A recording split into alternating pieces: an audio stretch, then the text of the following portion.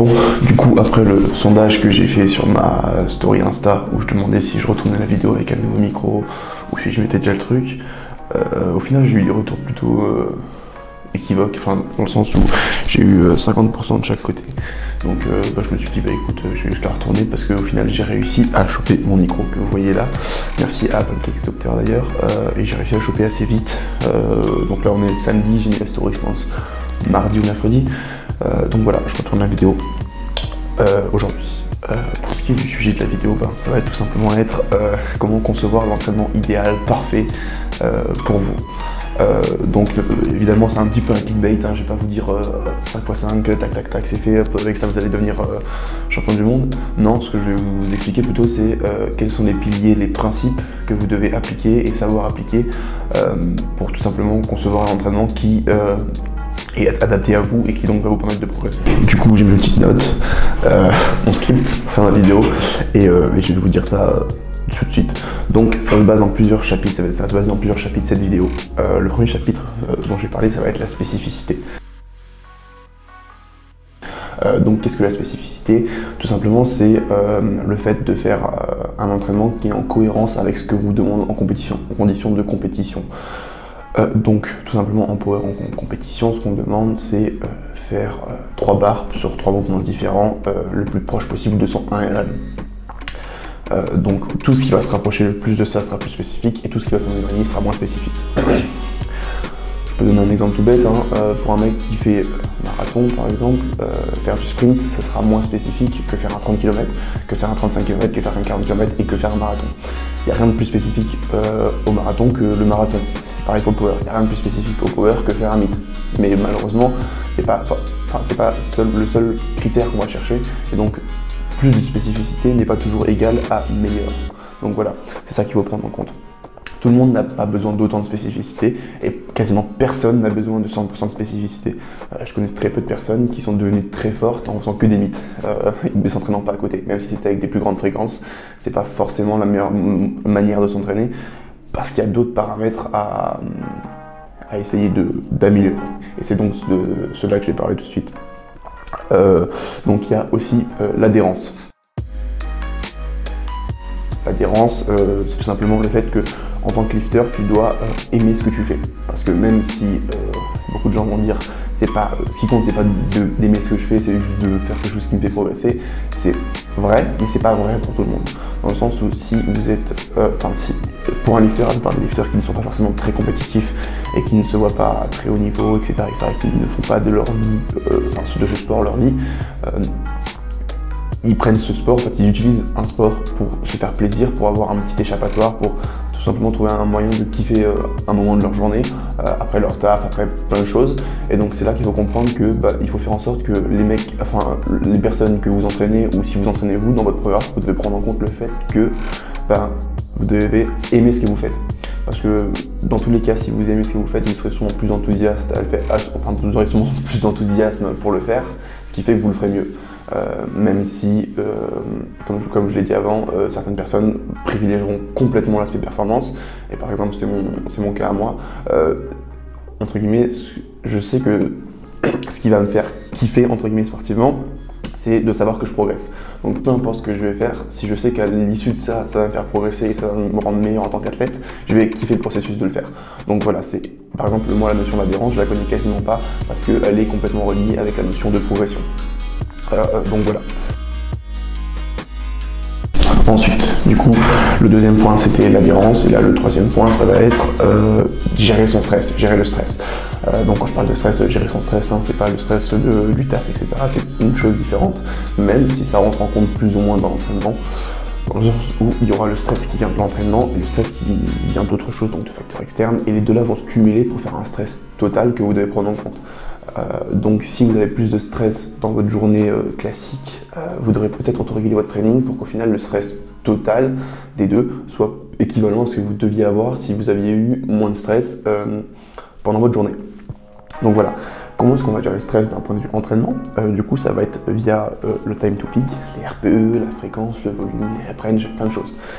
Donc moi, ce que j'utilise pour gérer le stress, par exemple, c'est le stress index. Donc en gros, c'est une formule qui va calculer par rapport au RPE, la charge, donc en pourcentage de ton max, la rep range évidemment, du coup, parce que ça prend en compte la charge, et quelques autres petits facteurs comme ça, une unité de stress qui est arbitraire.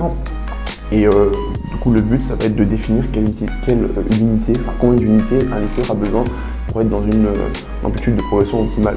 Donc, je vais donner un numéro tout bête, hein. Mais si votre lifter a besoin d'être environ à 15 de stress pour progresser optimalement, dans ce cas, vous allez juste répartir sur la semaine ou sur votre microcycle, donc peu importe le temps qui dure, hein, ça peut être 7 jours, 5 jours, 3 jours, 10 jours. Donc cette quantité de stress arbitraire qui était de 15 sur toute la semaine, de manière à ce que il reste dans cette amplitude de stress que vous voulez avoir. Ce qu'il faut savoir encore une fois, c'est que ce qui est vrai à un instant X n'est pas forcément vrai tout le temps. Donc si votre lifter est pendant un bloc à un indice de stress de 15, ça peut changer par rapport à ce que je vous ai dit avant, donc les facteurs environnementaux ou juste par rapport à lui parce qu'il évolue en tant qu'humain. Donc voilà. Aussi, tout le monde a besoin d'un stress différent.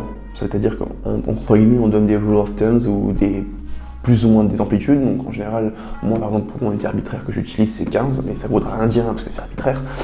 Mais je connais des lifters qui en ont besoin de 25 et je connais des lifters qui en ont besoin de 5, voire moins. Donc voilà, ça il faut le prendre en compte et il faut faire avec et pas juste être bridé et dire 15, c'est 15 tout le temps et 15 parce que c'est faux. Voilà. Ensuite, quatrième principe, donc l'overload.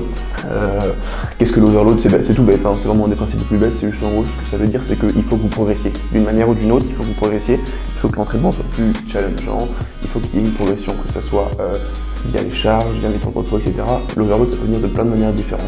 Or, nous, ce qu'on veut en tant que power, c'est progresser sur les charges, c'est ce qui compte, et c'est pour ça que par exemple, on peut utiliser les singles ou les top sets dans les trainings pour se rendre compte de quel effet l'entraînement a sur la progression. En fait, le but premier des top sets, c'est pas forcément juste de faire du lourd parce qu'on a envie de faire du lourd et qu'on est débile. C'est qu'on a besoin d'un marqueur de progrès. Donc on utilise un top set pour savoir si l'entraînement qu'on fait derrière, ce qu'on fait en dehors du top set, a un intérêt et fait progresser notre top set. Parce qu'au final, notre top set, c'est ce qui est le plus spécifique de notre entraînement et c'est ce qui nous donne la meilleure indication de si notre total de compétition est en train d'augmenter ou non. Un petit aparté encore pour la gestion du stress. Excusez-moi le petit bruit en background, c'est Guillaume Parizeau. Il est un petit peu sauvage à cause du confinement, il est énervé. Du coup, un petit aparté pour la gestion du stress, les RPE, tout simplement, c'est un truc un petit peu tabou qui est un peu mécompris et qui n'a pas forcément envie d'être compris. Mais justement, c'est quelque chose de très facile à utiliser et de très pertinent, qui va permettre de gérer le stress bien mieux que toutes les manières qu'on a eu actuellement de faire, donc c'est-à-dire les pourcentages ou peu importe. En fait, ce qu'il faut comprendre, c'est que ce ne sont pas des trucs opposés. Hein. Par exemple, on peut très bien programmer en pourcentage et quand même marquer le RPE. Le principe du RPE, c'est tout simplement excusez-moi le micro, c'est je finis ma série, elle était si dure que ça, elle était à ce point dur, pouf, je mets un RPE dessus. Et peu importe la manière dont on l'utilise, peu importe la manière dont on s'entraîne, on peut très bien mettre un RPE dessus. Donc voilà, c'est absolument pas quelque chose qui contraint ou à faire quoi que ce soit ou quoi. C'est simplement quelque chose qui permet justement d'avoir un retour objectif et subjectif sur ce qui se passe. Et donc de gérer le stress bien mieux qu'on peut le faire si on ne l'utilise pas tout simplement. Donc voilà. Le RPE, si on a envie de le comprendre et qu'on fait en sorte de bien l'appliquer, c'est vraiment quelque chose qui peut devenir essentiel à l'entraînement pour gérer le stress. Du coup, cinquième principe, ça va être un principe qui est plus ou moins relié avec le stress index, ça va être le choix des exercices.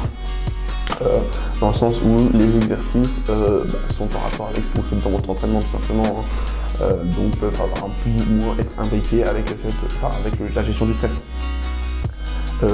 Donc pour le choix des exercices, il y a des trucs tout bêtes qui sont plus ou moins appliqués depuis toujours. Je sais pas, par exemple, tu as du mal en haut de ton bench, tu identifies que le problème c'est les triceps. Encore une fois, je vais préciser que c'est pas parce que vous avez un sticking point à un endroit particulier que c'est forcément toujours le même muscle qui est problématique. Ça peut être dû à la technique, ça peut être dû au placement et ça peut être aussi dû juste au muscle en soi. Donc voilà. Par exemple, si vous avez du mal à lock, on peut très bien dire que c'est les triceps, mais ça peut aussi être dû simplement parce que vous avez les poignets trop en avant par rapport à vos coudes ou trop en arrière, du coup votre trajectoire est pas bonne. Enfin voilà, il faut comprendre que ça peut venir de plein de causes différentes. Et c'est pas parce qu'on a un problème X qu'il a toujours la même cause. Donc voilà. Donc voilà pour ce qui est du choix des exercices. Ce que je voulais dire aussi, tout simplement, c'est que du coup voilà, la plupart des gens identifient un problème tout bête, par exemple, j'ai du mal à décoller au haltère ou j'ai mon dos qui s'arrondit, etc. Donc je vais faire du pause. Ça, c'est la logique banale.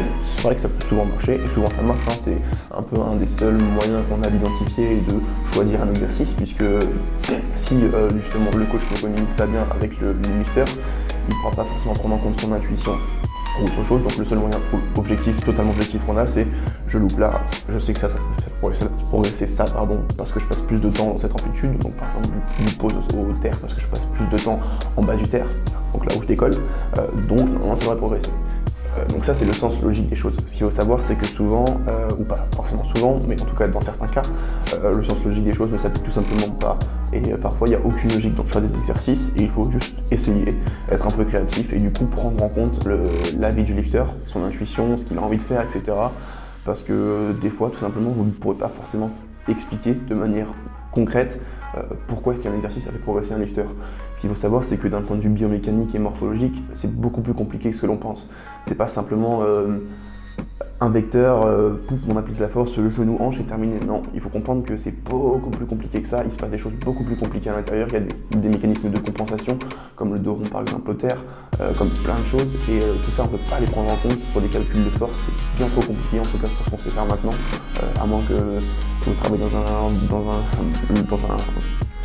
endroit où vous faites de la recherche en biomécanique et vous avez des millions d'euros de budget, et encore, je ne suis pas persuadé que vous puissiez le faire parfaitement bien.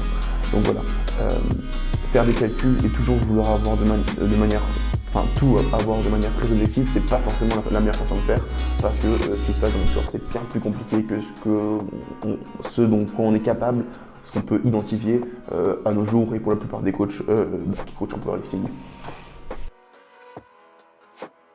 Et voilà, du coup, on arrive sur le dernier chapitre de la vidéo, en fait, qui est un peu une bulle qui prend en compte tous les autres chapitres que j'ai pu énoncer, qui est l'individualisation. Donc c'est quelque chose qui va permettre de faire varier en fait le pourcentage d'importance que vous devez donner à chacun des autres chapitres. Donc comme j'ai dit, moi par exemple pour l'adhérence, c'est proche de 0 parce que j'individualise mon training et je sais que je n'ai pas forcément besoin de prendre en compte cet aspect d'adhérence. Donc pour d'autres personnes ça va être le cas, et pour certains moins ou plus.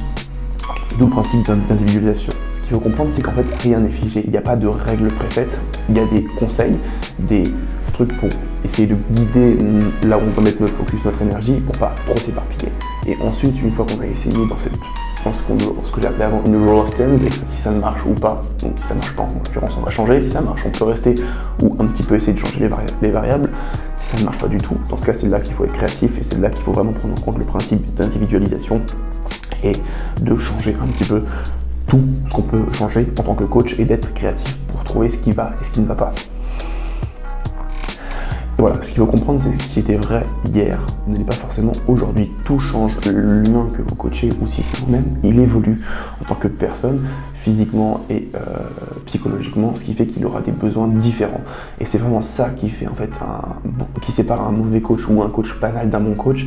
C'est pas le fait de faire progresser une ou deux personnes, c'est le fait de faire progresser tous ces athlètes et vraiment de s'adapter à ce que tous ces athlètes ont besoin, et donc de vraiment montrer qu'il sait être créatif et inventif, et du coup pallier à tous les problèmes qu'un humain peut rencontrer. Encore une fois, ce qu'il faut savoir, c'est que les coachs qui vendent du rêve et qui disent si vous venez avec moi vous progresserez, en fait c'est faux de le dire avant, parce qu'on ne sait jamais en fait. C'est vraiment là que ça rentre en compte l'expérience du coach et le niveau du coach. Il va faire en sorte que n'importe qui pourra progresser avec ce coach, parce que il pourra justement essayer de contourner ces problèmes que chaque lifter aura.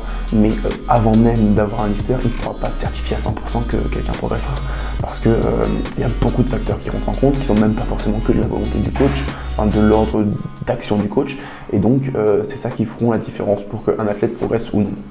Encore une fois, excusez-moi du bruit.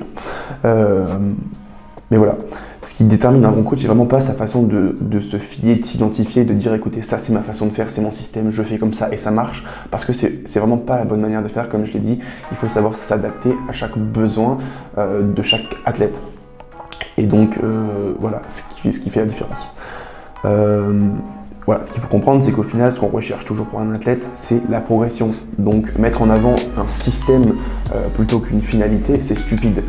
Il n'y a pas de façon de faire pour réussir. Il y a plein de manières en fait, d'arriver à la réussite. Et ce qui compte, c'est de réussir, c'est pas de faire d'une manière pour réussir. Donc voilà.